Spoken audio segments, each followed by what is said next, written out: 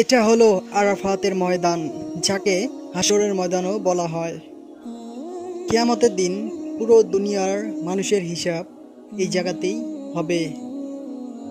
মক্কা শরীফ থেকে 25 কিলোমিটার দূরে রয়েছে এই আরাফার ময়দান। পুরো পৃথিবী জুড়ে দুনিয়ার মানুষরা যখন মক্কা শরীফে হজ করতে আসেন, আরাফার দিনে সমস্ত হাজিগণ এই ময়দানে উপস্থিত হন এবং ইস্তেগফার পরে আল্লাহর কাছে নিজের গুনাহ ক্ষমা চেয়ে গুনাহের মাপ চাইতে থাকেন।